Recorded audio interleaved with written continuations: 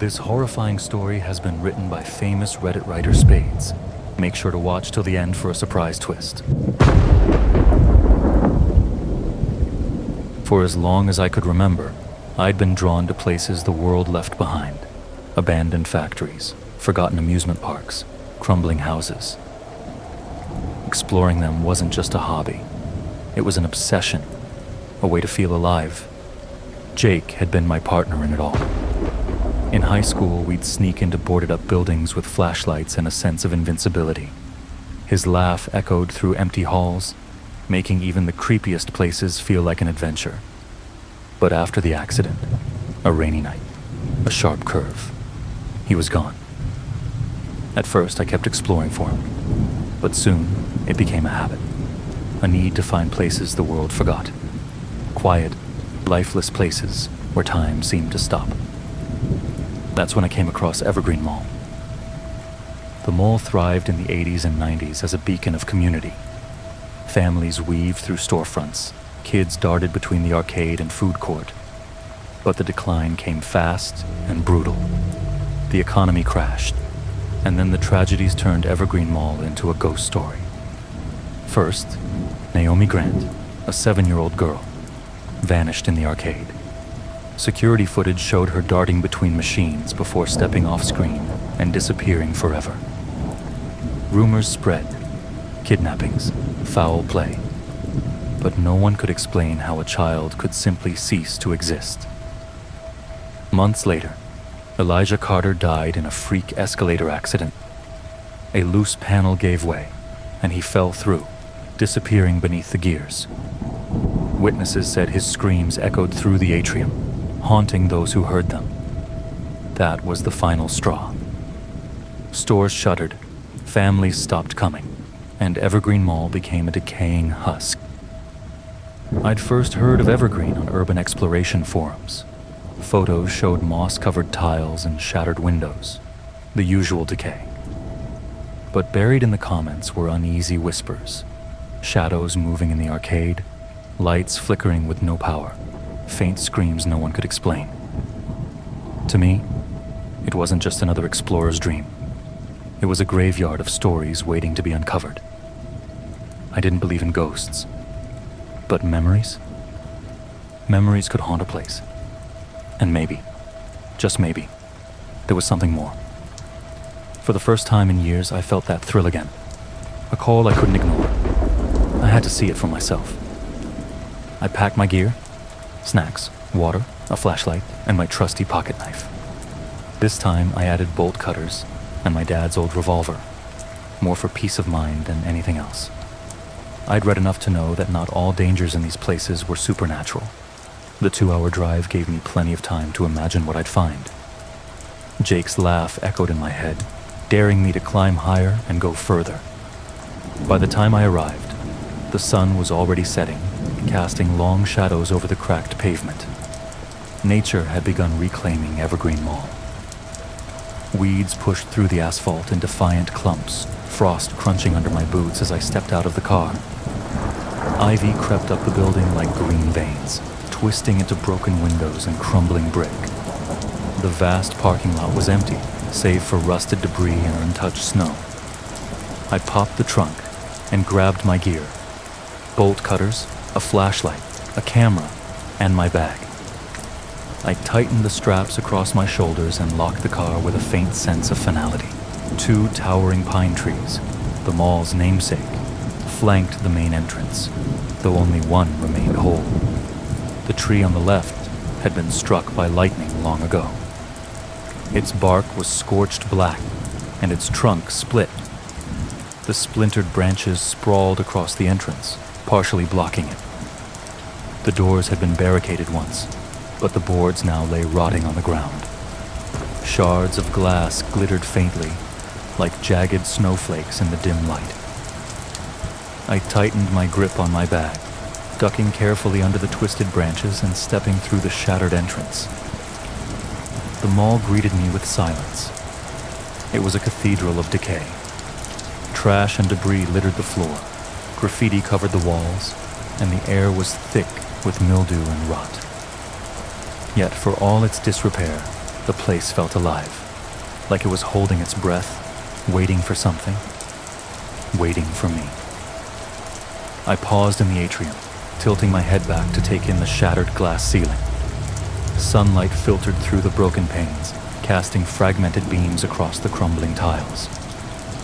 It gave the space an otherworldly glow, as if the mall existed halfway between this world and the next. For a moment, I thought I could hear echoes of what it had once been. The laughter of children, the hum of conversation, the jingles of forgotten stores. Welcome to Evergreen Mall. Cartoon pine trees flanked the words on the giant sign, their wide-eyed smiles frozen in time. Someone had defaced one of them, drawing a dick over its face. I shook my head.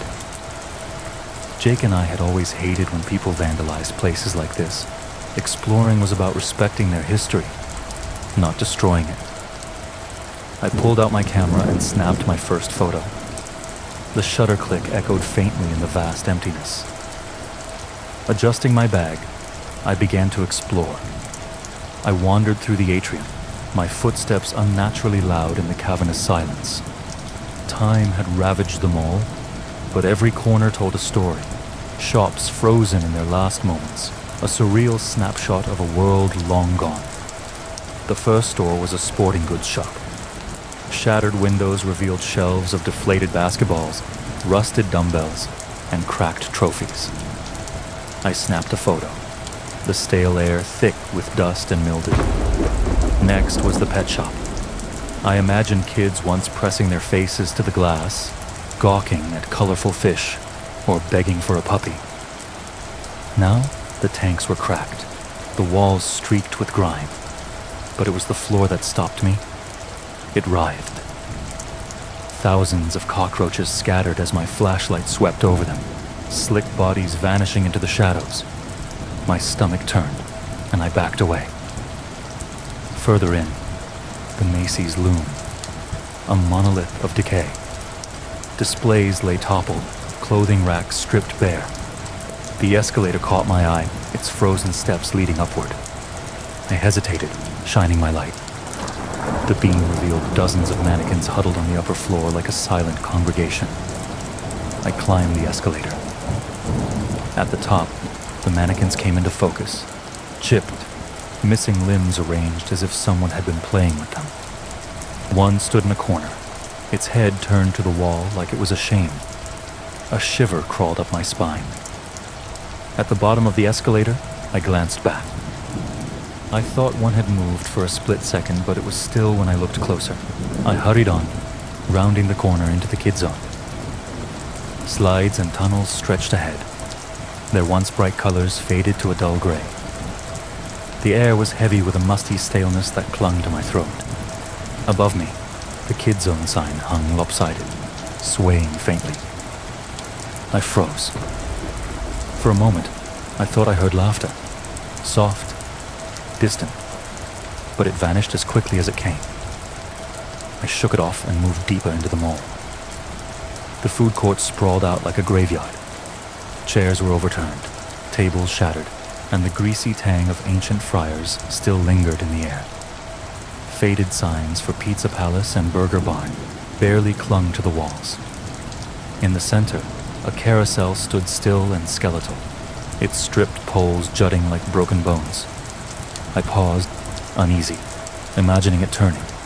Kids screaming with joy, music echoing through the emptiness. I hurried past, the silence pressing in harder now. And then, I saw it. The arcade. The faded imprint of Galactic Games loomed over the entrance. The letters were long gone, but their shadows stubbornly etched into the grime, like the building itself refused to forget.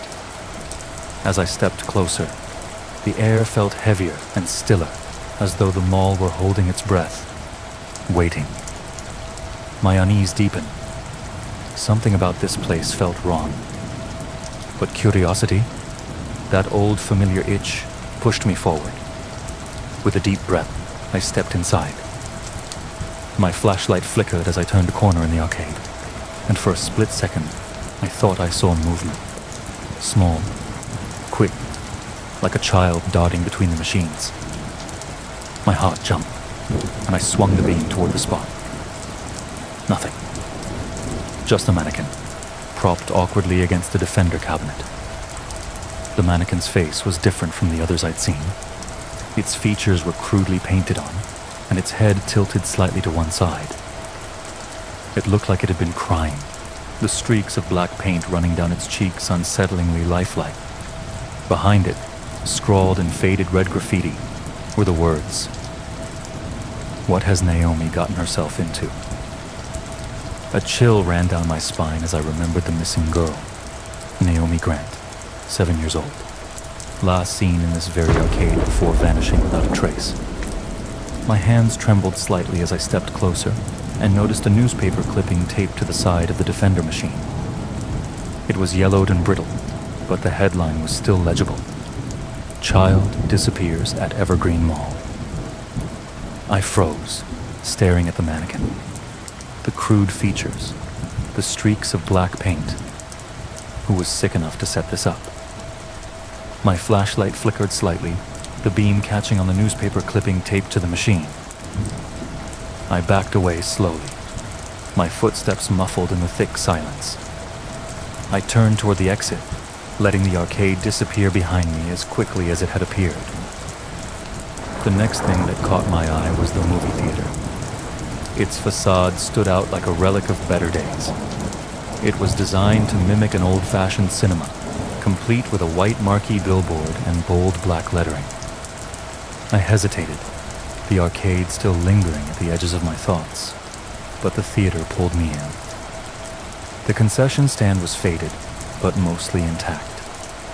Empty candy boxes lined the counters, and rusted popcorn machines sat forgotten. It stirred bittersweet nostalgia. My first date in a theater like this, sweaty palms and stolen glances. Time had turned that memory into something untouchable, wrapped in dust like everything else here. I pushed further inside. The narrow halls led to 4 screening rooms, each in worse shape than the last.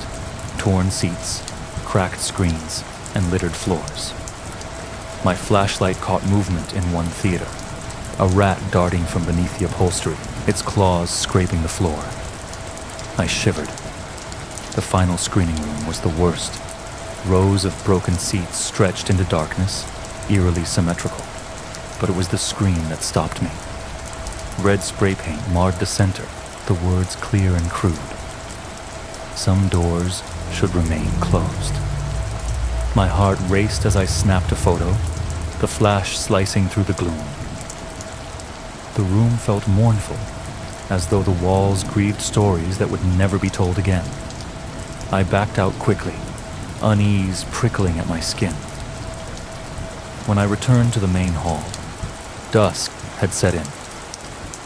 The fading sunlight filtered through the shattered ceiling, casting jagged shadows that stretched across the ruins. I wasn't ready to leave. Not yet. My curiosity burned stronger than my fear. That's when I spotted it. A door marked employees only.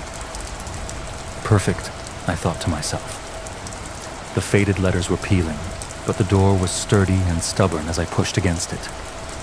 It creaked loudly, the sound echoing unnervingly down the corridor beyond. The moment I stepped through, I felt it. This space was different. The air was heavy, the temperature noticeably colder. Pipes ran along the walls, their surfaces slick with condensation that caught my flashlight beam. The faint hum of wind whispered through the passage, and my footsteps hit the floor with a hollow, too loud thud. At the end of the corridor, I stumbled upon another door. This one was unlike any I'd seen before. It was pristine, untouched by time or decay. Painted bright yellow, the words, "Do not enter," were emblazoned across it in bold, almost glowing letters. My heart skipped a beat. The door felt out of place, as if it didn't belong to the same reality as the rest of the mall. Something about it screamed danger, yet my curiosity overpowered any sense of caution. The door was chained shut, but I didn't hesitate. I swung my bolt cutters, the metal snap breaking the silence like a gunshot. The chain fell to the floor with a dull clatter, the sound echoing down the corridor like a warning. I gripped the handle, took a steadying breath, and pushed the door open. I pushed the door open, the hinges groaning in protest. A slow, echoing creak filled the corridor, cutting through the silence like a knife. It led to a staircase. The sight stopped me cold. The stairs were pristine, almost unnervingly so. Clean, gleaming marble. Unlike the rest of the decaying mall, a dim yellow light bathed the steps in a dull glow, but there was no apparent source. The air was heavy and stale, pressing against me like I'd stepped into something that wasn't meant for humans. I stepped inside completely, my shoes clicking faintly on the marble. The room was featureless, the walls impossibly smooth and free of grime. I glanced around, trying to understand what I was looking at and where the stairs led. A parking garage? Some forgotten basement? That had to be it. Pulling out my camera, I framed the bottom of the staircase in my viewfinder. I adjusted the focus and snapped a photo. My heart stopped. A mannequin stood at the base of the stairs, its head tilted upward, staring directly at me. I froze, lowering the camera. The bottom of the stairs was empty. My breath caught in my throat as I backed up instinctively, keeping my eyes fixed on where the mannequin had been. I bumped against something solid. Spinning around, I expected to see the door, only to find a seamless wall. Panic set in. I pressed my hands against it, searching for the seam, for any hint of the door I'd just come through. Nothing. The wall was ice cold beneath my palms, sending chills up my arms. A sudden snap of frigid air crawled over my skin like frostbite, making my chest seize. I turned back to the staircase. I don't know why I did it. Maybe instinct, maybe dread. But I raised my camera again and looked through the lens. It wasn't at the bottom of the stairs anymore.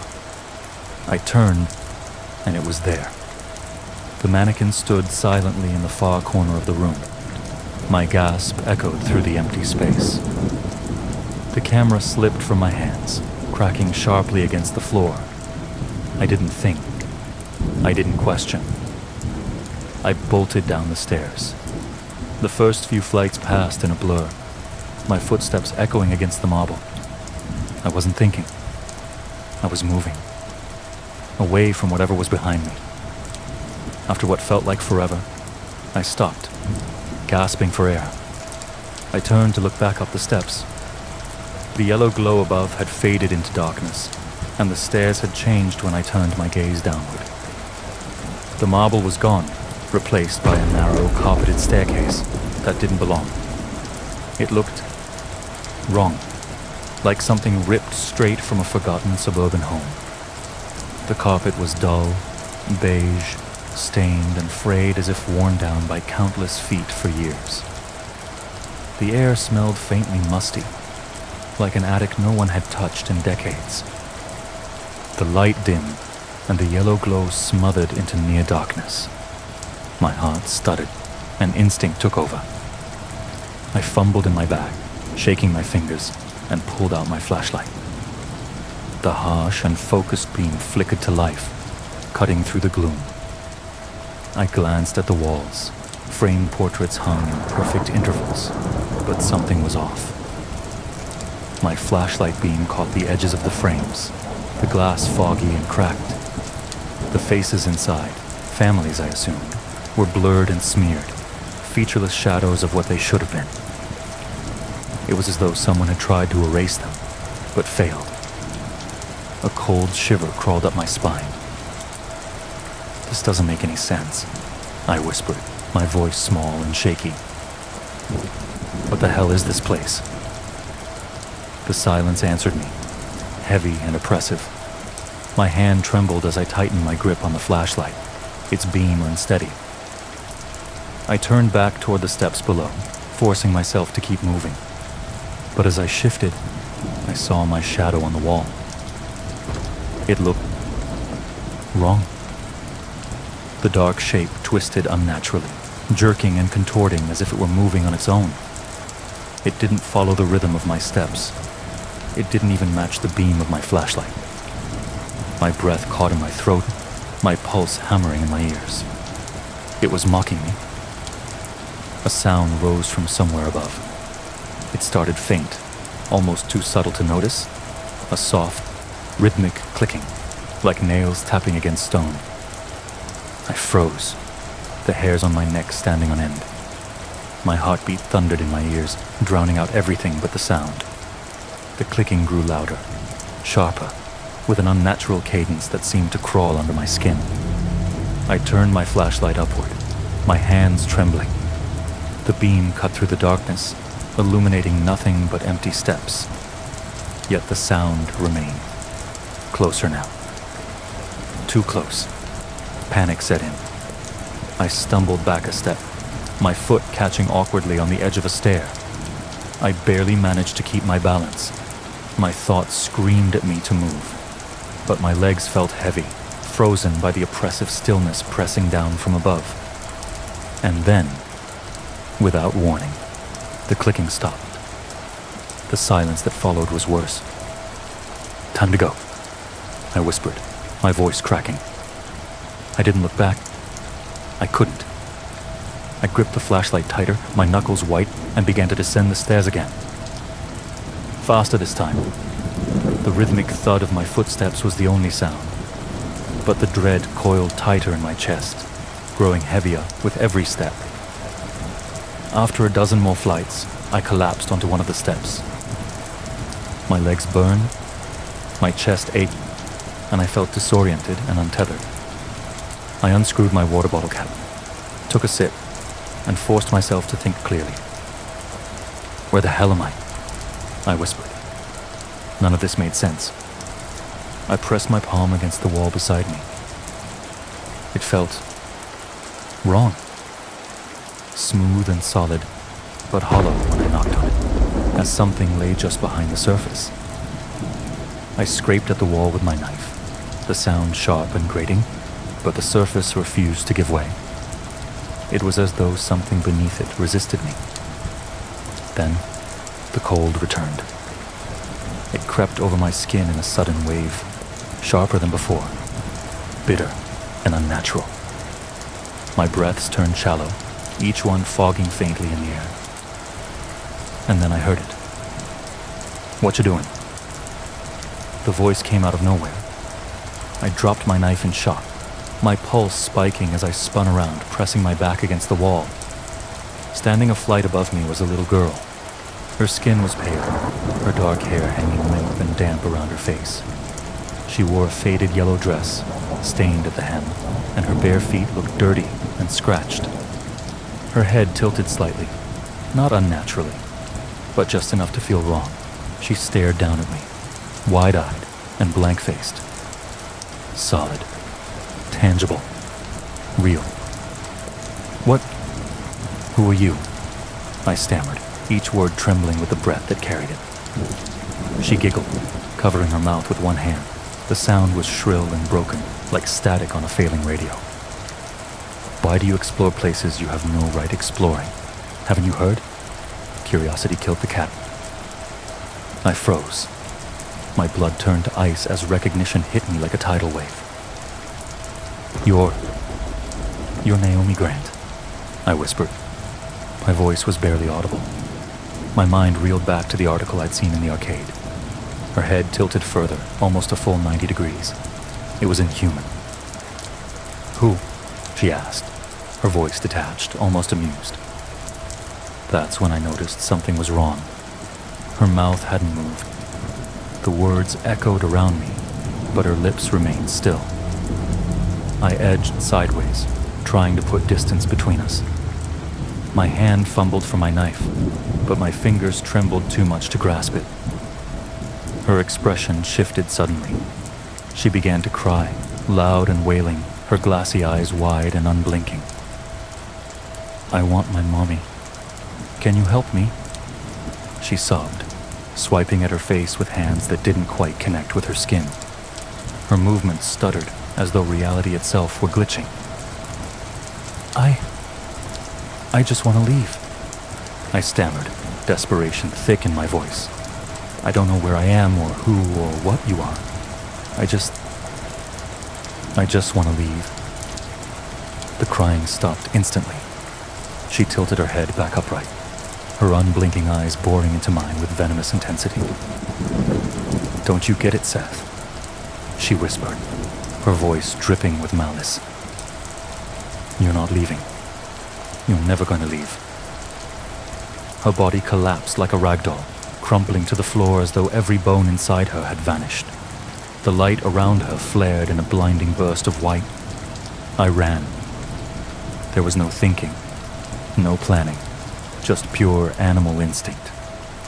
My boots thundered against the stairs, echoing in the cavernous space. Behind me, heavy thuds reverberated in rhythmic bursts, growing louder with each passing second. The lights above shattered one by one, and the darkness rushed after me, swallowing each light in its path like a hungry void.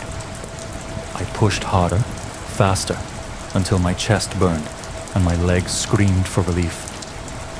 5 flights. 10 flights. The thuds grew distant, then stopped entirely. I collapsed against the wall, my breath ragged and uneven, my body trembling as I tried to make sense of the nightmare unraveling around me. When I looked down, the stairs had changed again. The steps were jagged now, rusted metal that groaned faintly under my weight. The walls were cracked and sharp, their uneven edges scraping my fingertips. Thin veins of rust crept like spiderwebs, and the air was cold, stale, and wrong. I hesitated, staring down into the dark. This isn't possible. I don't know how long I sat there, paralyzed by fear and regret. Minutes? Hours? Time had lost all meaning. For a moment, my thoughts drifted to the revolver. Ending it all, escaping the madness, almost felt merciful. I clenched my teeth, shaking the thought off. No, I muttered, forcing myself to stand. You have to keep going. A scratching sound broke the silence. Slow. Deliberate. It came from the wall beside me, the noise grating like nails dragged across metal. I froze, my heart pounding in my ears. The sound grew louder, more insistent, as though something was clawing its way through the wall, desperate to reach me.